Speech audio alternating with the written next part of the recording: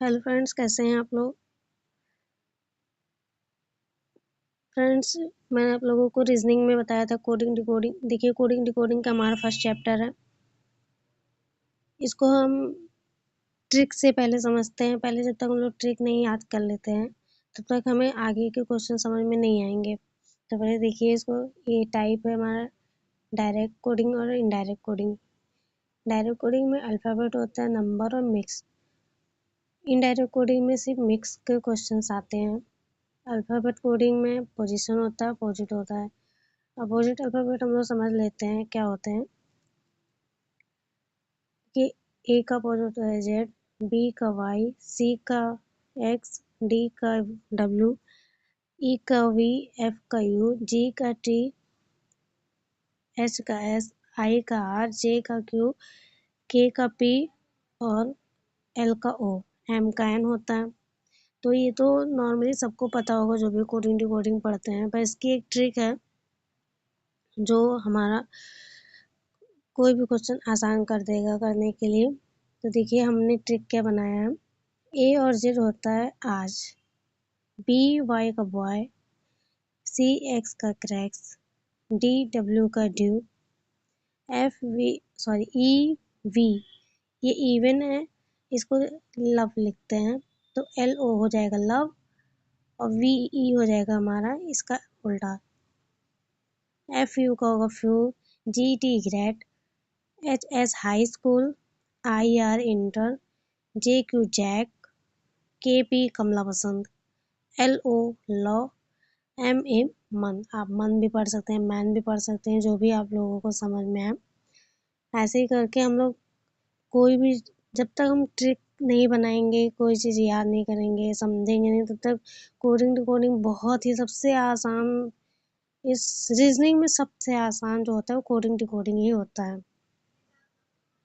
तो देखिए हमारा इसमें पॉजिटिव अल्फ़ाबेट भी आ गया। इसमें होता है सिर्फ नंबर याद करने के लिए।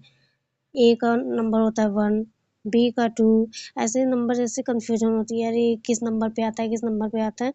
तो ये अगर जब तक आप लोग याद कर लेंगे तो बहुत ही आसान हो जाएगा। ए टू जेड तक 26 होते ही हैं, तो 26 नंबर पे कौन सा नंबर पे क्या आता है। तो इसके लिए सबसे आसान होता है ई। ई हमारा होता है 5 नंबर पर, जे होता है हमारा 10 नंबर पर, ओ होता है हमारा 15 नंबर पे, टी होता है 20 नंबर पे, वाई होता है 25। अगर ये इजोटी हमने याद कर ली, इजोटी याद होने के बाद इसके आगे के जो भी नंबर्स होते हैं वो याद हो जाएंगे, क्योंकि ई के बाद हमारा एफ आता है, एफ होगा हमारा 6 नंबर पर, जे के बाद हमारा 10 आता है, तो 11 होगा, के होगा 11 नंबर पर, ओ 15 नंबर पे आता है, तो पी होगा 16 नंबर पे। ऐसे ही। और ये हमारा देखिए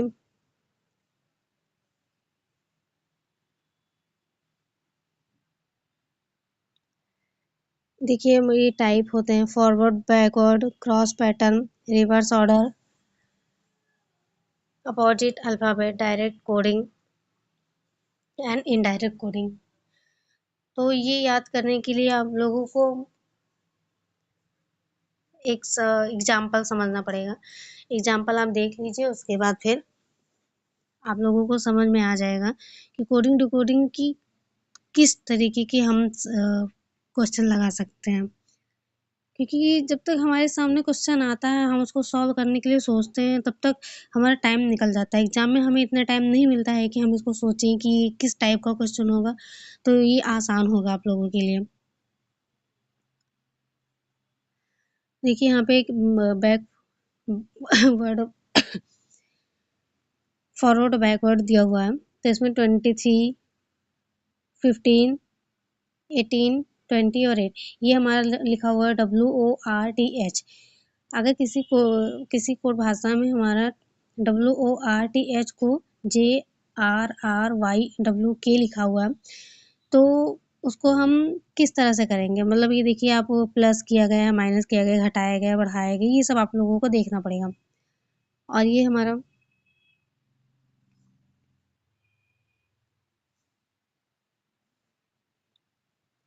एक क्वेश्चन ये है, SAMPLE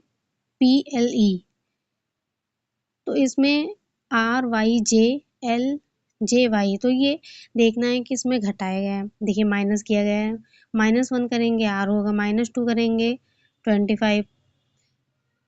देखिए इसमें कई टाइप्स के होते हैं, कोई प्लस बढ़ते चले जाते हैं, कोई एक एक करके घट रहा है, किसी में 1 बढ़ रहा है, 2 बढ़ रहा है, 3 बढ़ रहा है, ऐसे करके बढ़ते घटते रहते हैं।